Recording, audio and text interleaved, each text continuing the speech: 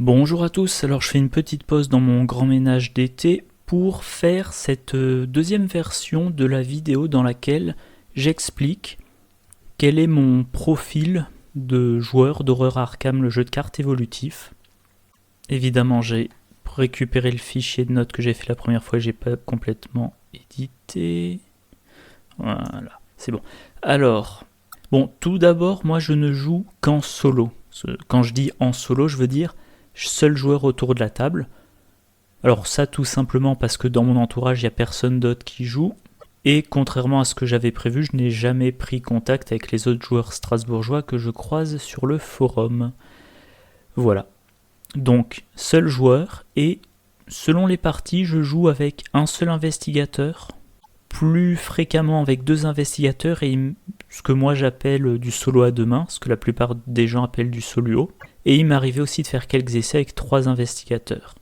Mais c'est pas quelque chose que je referai fréquemment. Alors, je trouve que je commence à avoir pas mal d'expérience sur le jeu. J'ai effectué légèrement plus de 200 parties, mais comme la première fois que j'avais testé le jeu en février 2017 de mémoire, j'avais pas accroché, j'avais trouvé ça décevant. Quand je me suis remis au jeu, il n'y avait pas toutes les boîtes disponibles. Et du coup, c'est seulement approximativement au printemps 2018 que j'ai pu commencer à faire les vraies campagnes, c'est-à-dire les campagnes en 8 scénarios. Du coup, la moitié de mes parties, je les ai faites sur les scénarios de la boîte de base et sur la campagne de Dunwich. Voilà, ensuite j'ai continué Dunwich, j'ai appris à détester cette campagne, et j'ai fait plus d'une dizaine de tentatives sur Carcosa et 4 sur la civilisation oubliée. De mémoire, j'ai tenté le renouveau de la Zélatrice une seule fois, et les renouveaux de Dunwich et de Carcosa Le renouveau de Dunwich et prochainement celui de Carcosa ne sont pas à l'ordre du jour. Voilà. Je préfère faire les campagnes plutôt que de renouveler les plus anciennes. Je n'ai toujours pas essayé les scénarios indépendants non plus, et jusqu'à présent, je n'ai jamais commencé une campagne avant la sortie de tous ces packs. Question d'habitude. J'aime bien construire mon deck, commencer la campagne et jouer cette campagne-là jusqu'à ce que je sois arrivé à la fin, en général parce que je perds, ou alors jusqu'à ce que je me rende compte que vu l'état de vu ce que j'obtiens comme résultat dans la campagne, il est temps que j'arrête et que j'en recommence une avec un meilleur deck. Alors par contre, je précise tout de suite que je suis pas un pro du jeu, loin de là. J'aime beaucoup le jeu, c'est un de mes jeux préférés. Quand j'ai le temps, j'en fais volontiers 3-4 parties dans une journée de week-end. De temps en temps, j'en fais une partie un soir de semaine. Par contre, j'ai très très rarement obtenu une victoire en fin de campagne.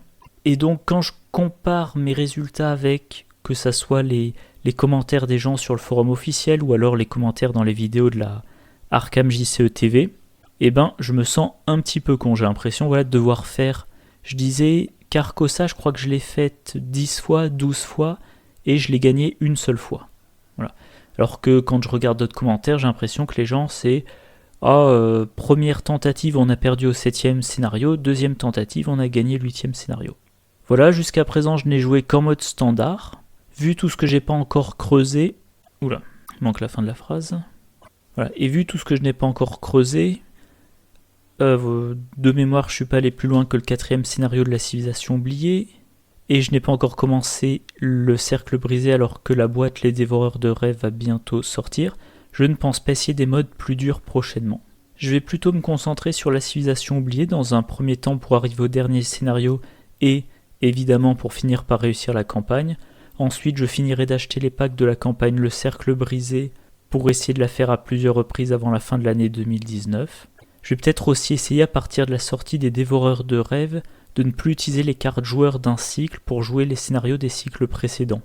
À l'exception bien sûr des investigateurs, je trouve ça toujours intéressant de découvrir un nouvel investigateur ou de mettre un nouveau en duo avec un que j'ai l'habitude de jouer. J'ai notamment hâte de tester Tony Morgan en solo, et je me demande si on va effectivement avoir parmi les investigateurs de cette boîte-là le médecin qui serait une sorte de Caroline Fern pour les dégâts, au lieu des horreurs. Parce qu'apparemment c'est une rumeur qui court, basée notamment sur sur une carte survivant dont le nom m'échappe là tout de suite. Bon, c'est une alliée unique, donc j'ai pas retenu son nom. Alors, comme dit précédemment, je joue essentiellement avec 2 investigateurs, parfois avec un seul, très rarement avec 3, et je pense pas avoir une table assez grande et une mémoire assez bonne pour en gérer 4. Dans un premier temps, grosso modo mes 100 parties de 2018, j'ai majoritairement fait des choix simples, gardien plus chercheur, ou plus généralement 100% enquête plus 100% combat. En 2019, j'ai essayé d'autres choses, des groupes moins typés, un enquêteur qui n'est pas chercheur, un gestionnaire d'ennemis qui s'échappe au lieu de combattre la plupart du temps, etc., etc. Mais également des decks basés sur des concepts ou des archétypes, truand méga-test, Wendy avec quasiment uniquement des événements, etc. Et il y a encore des possibilités que j'aimerais tester, comme le gardien 100% arme à feu, ou presque, Joe Diamond en solo, ce que je trouve bien moins évident à jouer que ce que semble considérer la plupart des gens, a priori ou après test, je ne sais pas, une équipe d'investigateurs de la même classe, bon, ce qui par contre nécessiterait peut-être que je rachète certains packs pour que chacun puisse avoir, je sais pas moi, une copie de toujours sur ses gardes, ou une copie de s'en tenir au plan, voilà, des choses du genre là. Bon ben voilà, je pense avoir fait le tour des explications, qui sont donc une mise à jour des explications faites dans ma vidéo qui a le numéro 001 de mémoire. En dehors d'Horreur Arkham, eh bien, prochainement, il devrait sortir, je pense que c'est à l'automne, le nouveau JCE coopératif de FFG, Marvel Champions, et je compte bien m'y intéresser un peu et éventuellement faire que quelques vidéos. Seulement des vidéos de présentation du jeu si je n'y accroche pas tout de suite, ou alors également des vidéos de déballage si je suis assez intéressé pour acheter la boîte de base. Et peut-être aussi, comme c'est un jeu qui permet, alors plus cher, je pense que chez Philibert, qui est ma boutique locale, il devrait être vendu pour 54 € à la louche. Prix conseillé 60 € moins 10%, donc ça devrait être 54. Comme dans la boîte, il y a tout le matériel nécessaire pour 4 joueurs, ça pourrait être aussi l'occasion d'acheter une boîte et de jouer avec d'autres joueurs strasbourgeois.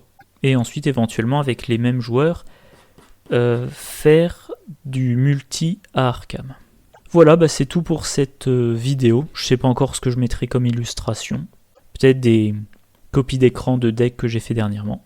En tout cas, je vous souhaite une bonne journée et je vous dis à la prochaine. Au revoir.